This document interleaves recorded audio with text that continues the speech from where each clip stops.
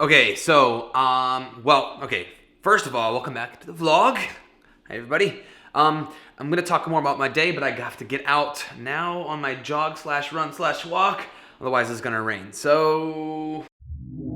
All I do is adore you all of the time. I'd like to.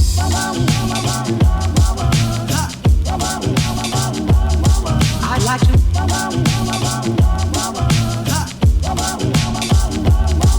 I'd like to love you every day. All right. Today was better. I did a lot more whole group instruction. I organized things a little bit differently. I took away some choice while keeping some choice. I tried to stay positive. Overall, pretty good day, but still same students, same behaviors, defiant. Whatever, you just gotta keep rolling with it. I'd like to love you.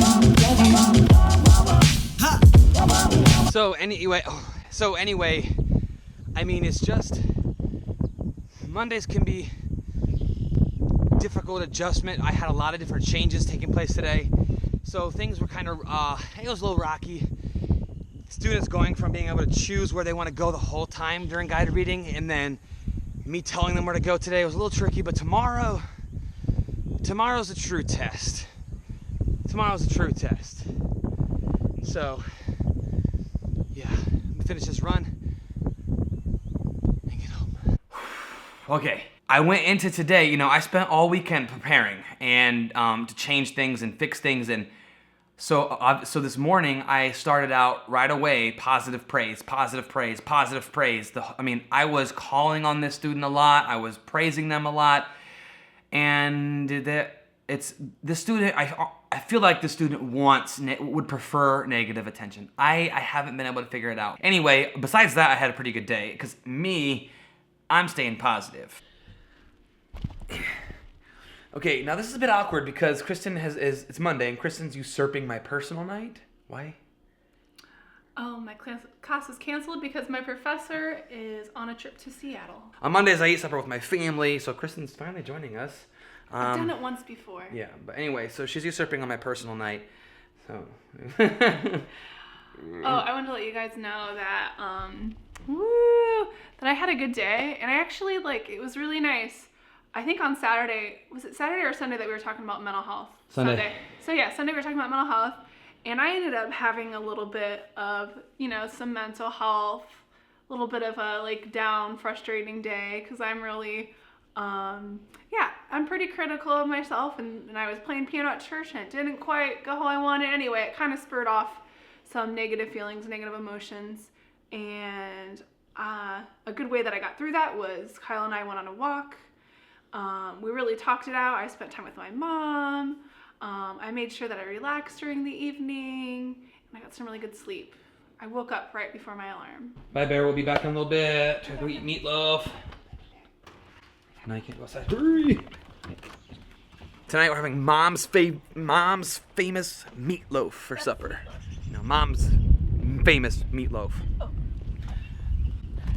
She puts cheese in it because my dad, that was the only way that my dad would eat it growing up, is if you put cheese on it. I'd like to.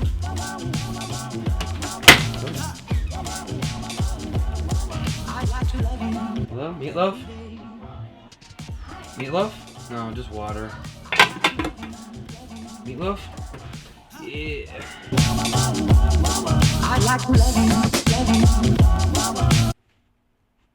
Part of the reason why I wanted to start this YouTube channel was to help new teachers who are getting into this profession see what it's like to be a teacher. When I was a brand new teacher, I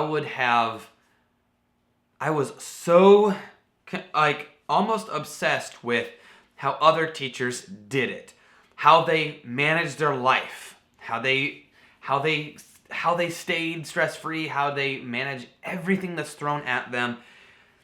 And something that truly concerns me is the part of teaching that nobody ever talks about. In college, you take all these courses on content and lesson plans and classroom management, but there's never any psychology class, or there's never any class in college for how to deal with the stress and anxiety of being a teacher. Nobody ever talks about that. That's such a huge part of it. Think about how much teacher burnout there is. Think about how many teachers are on some type of antidepressant, or so stressed and bringing work home and feeling like they never have a life during the school year. That's a super big deal, and nobody ever talks about it. So I want to shed some light on it. It's hard. Teaching is hard, and I think I just want to open up the dialogue. I wish it was taught in colleges, so you know what? They're not going to teach it. They're not going to add it to the course load. Then we're going to talk about it. Let's share our own experiences. I'm going to talk about it. I'm going to be open with you guys about my journey as a teacher from a mental health standpoint, because it's just something that you're not taught. You're not taught how to manage your life outside the classroom. If you let teaching consume you, and that's all you are, and you let everything that happens at school affect your happiness at home, then it's not going to be good. You don't want to get into a place where if you had a bad day at school, then all of a sudden you're a bad wife, bad husband, bad whatever, bad parent. You have to leave it at the door. So when you enter the school, leave everything at the door from your personal life. When you leave the school, leave everything at the school from your school life. Not easy to do. I'm not going to lie. Not easy to do. But it's something that we should all strive for. The expectation for us to take stuff home, I feel, is a little bit unwarranted. Think about this. Teaching is one of the only jobs where we can't actually do our work at work. Yeah, we have a prep time, but what are you doing during prep time? Well, let's see. You're probably preparing for your lessons that you're about to teach. You're probably conferencing with students. You're probably talking to your administration. You're probably getting paperwork done. And you just don't have time to do everything.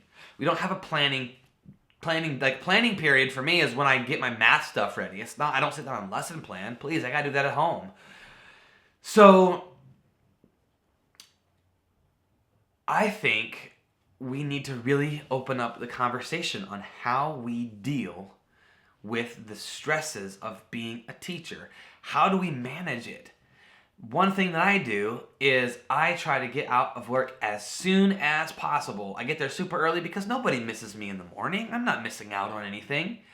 But if you're getting home super late and then you have like a couple hours before bed, maybe you could do that for a day or two, but you're going to feel like you never leave school, and that is not going to be good for you. I try to leave school as soon as humanly possible. That way I can maximize the amount of time that I'm at home not thinking about school to recharge, so that way the next morning I can come in refreshed, ready to go, and I want to be there, versus, oh, here we go again, because I didn't feel like I refreshed in the evening. That's why I talk so much about scheduling in things for your week that you love to do, that make you feel good. Relax when you get home, do fun things, look forward to something every night. But I just can't, I just don't understand why we don't talk about it more. Teachers and mental health and what we go through and how to solve it. Because there are teachers that are less stressed than others. Pick their brains, find out what do they do, how do they do it, how do they not take so much stuff home. When you get stressed, what do you do? Like, we've got to open up the dialogue. I wish they taught it in school. They don't. I mean, it's a rough ride, but when you get to the end, at the end of the year, when you get to see your kids move on to the first grade or the next grade, it's a very proud moment, but it's tough. It's tough. Mentally, it's tough. Physically, it's tough. Anyway, find your gift, share it with the world, and remember, you and teaching are worth it. See you tomorrow.